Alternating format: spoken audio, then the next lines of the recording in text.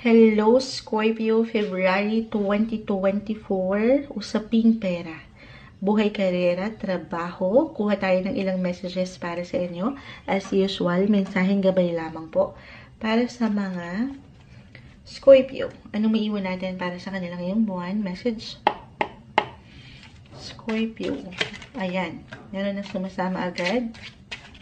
Okay. The Eight of Cups. The Page of Cups, Reverse, and the Star. Okay, urong natin para makita. I know sa live, tayo po ay live na live sa ating FB, ay hindi nakikita talaga.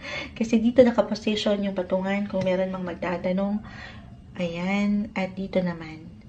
Huwag kayo mag-alala, i-upload rin po natin ito. Pero dito, Scorpio, umangat ang iyong pagiging malikhain, yung creative side mo will flow. May pag-uumapaw pa nga, may pagkasobra, yung pagiging diskarte or pagkakaroon ng diskarte sa buhay.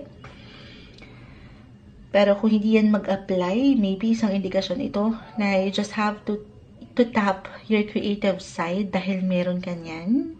Yan yung kailangan mo ngayon mula sa iyong trabaho, sa iyong pakiramdaman ng iyong sa palagay mo ay magagawa mo pa. Dahil walang imposible kung paangatin mo yung iyong malilikhaing paraan. Okay? Pagkakatiwalaan ng iyong kakayanan.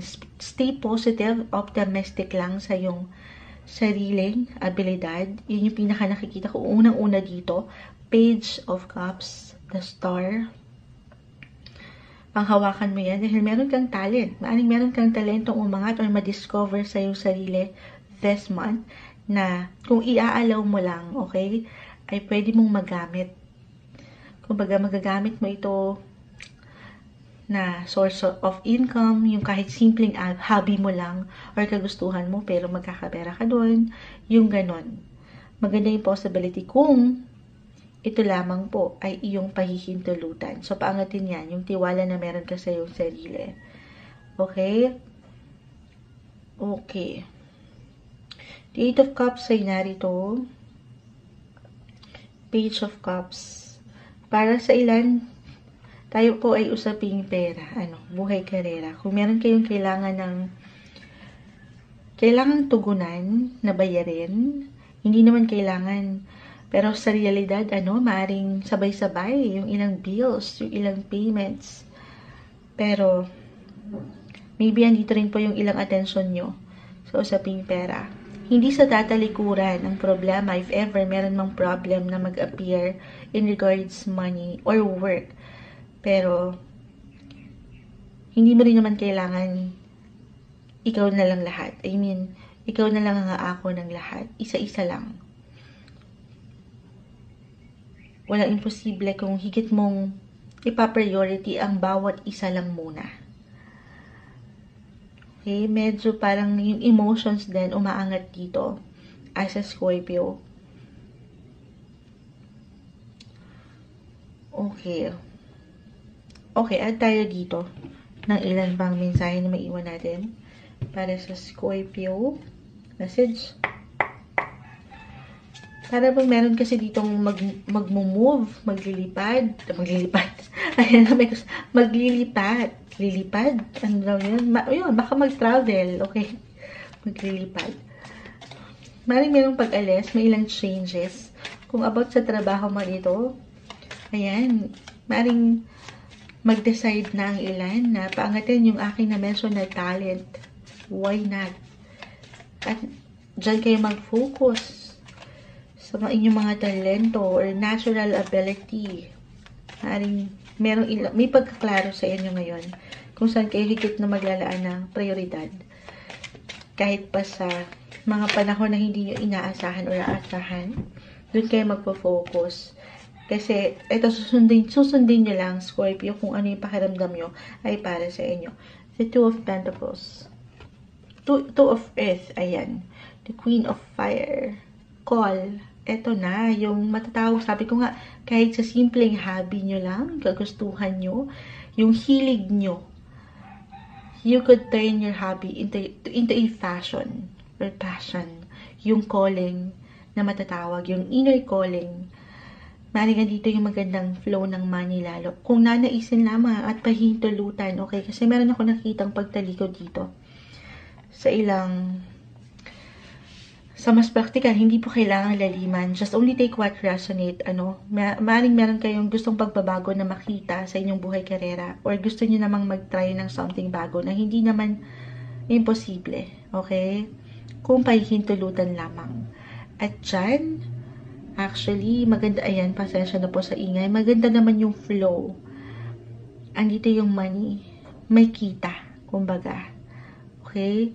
At ito, mas matutugunan nyo rin yung ilang na-mention ko na bayarin. Kailangan dito yung diskarte, guys. Paangatin nyo. Bigyan nyo ng paggalaw. Ano man yung ramdam nyo ay para sa inyo. Yung call. Ayan. Or, it could be an extra work for an extra income. For some of you na meron naman talagang trabaho na, stable, then, why not? For an extra income lang din. Kasi dito yung possibility na merong, actually, mga multitasker kayo ngayon. Kaya nyong i-handle ang lahat. Sabi ko nga, kahit sa mga panahon na parang ang hirap, pero mapanghahawakan. The Queen of Air ay narito. Andito yung inyong kagalingan, karunungan, abilidad. So, kayang-kaya. Caring-carry. Okay? Priority lang din. Time management. And stay off domestic. Pagdating sa iyong buhay, at pa tayo dito bago natin makalimutan, buhay trabaho. Usaping pera. Para sa mga Scorpio, ano pang ma-add natin dito?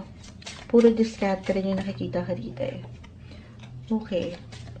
Or merong something pagbabago or something new. Kung yung ayan, 2 and 2 umangat sa inyo. Yun nga po. It's all about prioritization lang din. Kung kaya ba, tatanungin din ng sarili or kakayanin itong ilang extra sumasang-ayon ng ilang ingay. Pasensya na po. Ayan, padaanin natin.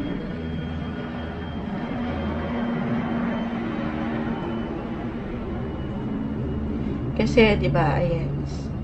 Sabi nga nila kung merong extra work for an extra income, kaakibat rin yan yung extra responsibility. So, tatanungin din ng sarili kung kakayanin mo bang tumanggap ng tumanggap. Hindi naman din kailangan yes ng yes sa lahat ng offer. Yes to opportunity, kasi hindi naman lahat laging nabibigyan yan. Pero, alalay lang din sa part ng kaya ba? Okay? Or paano mo ito maibabalance sa pamilya, lalo na kung meron na kayong ilang obligasyon din sa bahay, pamilya, trabaho. Pero maganda po yung flow. Dito yung blessing of work. So definitely yung blessing of money ay narito rin. Para sa inyo ngayong buwan, February 2024, Scorpio.